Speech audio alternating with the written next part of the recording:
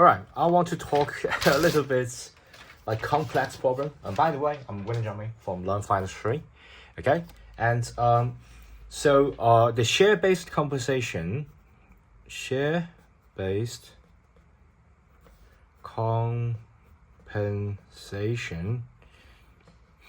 share-based compensation, so it will affect the share outstanding. So let's see how it will affect the share outstanding. This, if you are taking CFA Level 2 exam, this can remind you of the CFA Level 1 Treasury stock method, but it's a little bit more complex than that. So you might get a little bit confusing. And I searched internet, there's no answer for this, so I will make a video to clarify it more. So basically, let me take you back to the treasury method.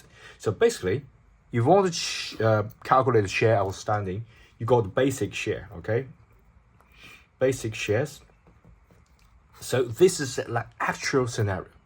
And this so-called some potential dilutives all that is some simulation, okay? It's like, hey, this company got some potential way to dilute the share, and let's just, exercise all this. Imagine all this dilutive scenario, crazy thing happen, and let's see how many shares that do we have now, and let's see the EPS. So basically, this is real. This is something real, okay?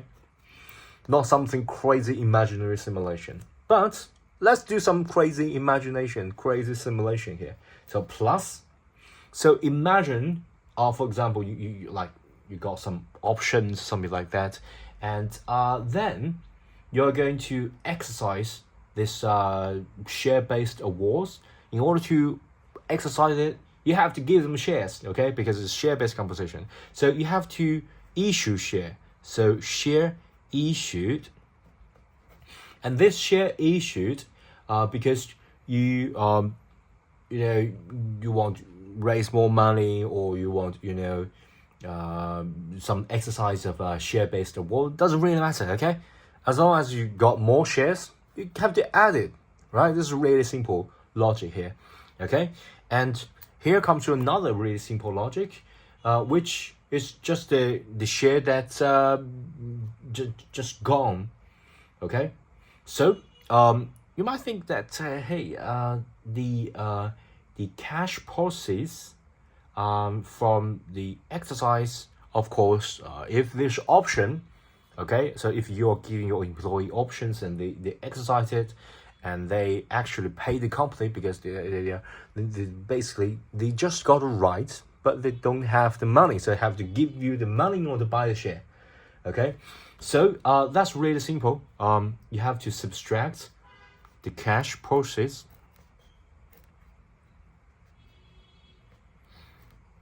from exercise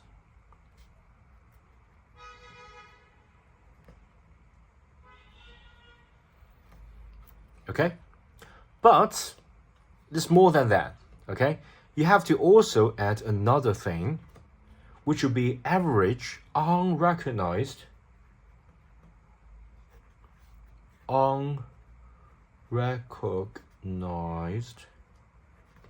share-based composition expense.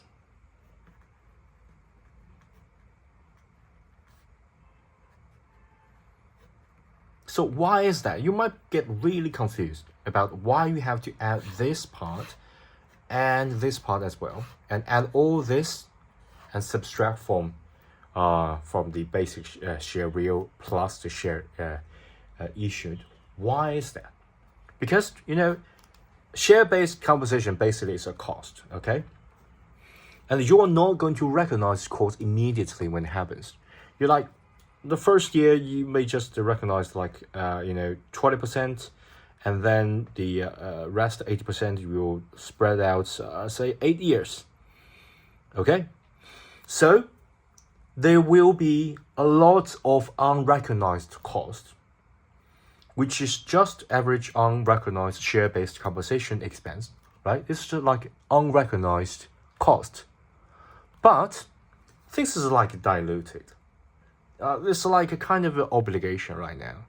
But it's just like imaginary scenario that hey, what if you don't bear all these obligations? What if just totally diluted? You no longer bear all this, so you have to subtract it. You can sort of treat this as a gain because you no longer need to fulfill all these obligations in the future because you're already diluted. You don't no longer need to subtract over spread out over the 8 years. So you have to add it. Okay, you add all this as well as the cash proceeds. So this is kind of a benefit, and then you subtract it. Okay. So I think that hopefully will clarify things. And yeah, sorry, I almost forgot. All this is just proceeds. Okay. All this big part is proceeds, so this is just the money. So I'm going to say assumed proceeds. This is just money, not share, right? Share based, share issued. So you're going to use all this proceeds and you're going to buy from the market. Okay? You buy from the market, the whole market, the share that are issued, like flow around in the market, will get down. So you're going to use the average share price for the reporting period.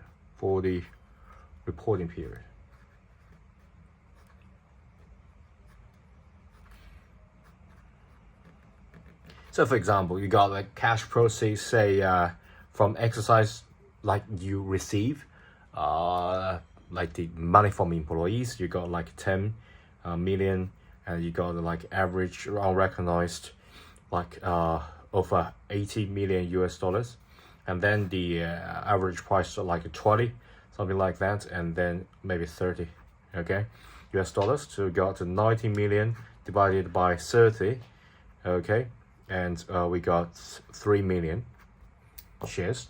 Okay, that's the fact that we're going to subtract, because you use all these proceeds to buy back the share.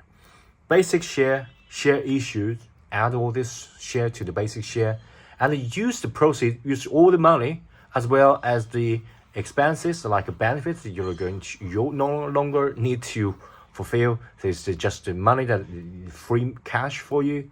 You're going to use this free proceeds to buy back from the market. You divided the average share price, and you got the number. Okay, and yeah, that'll be all. And yeah, this is really easy for you to forget about this. So I almost forgot about this. So yeah, I think that's all for this video. Don't forget to give me a thumb up, subscribe to my channel. Okay, thanks, bye.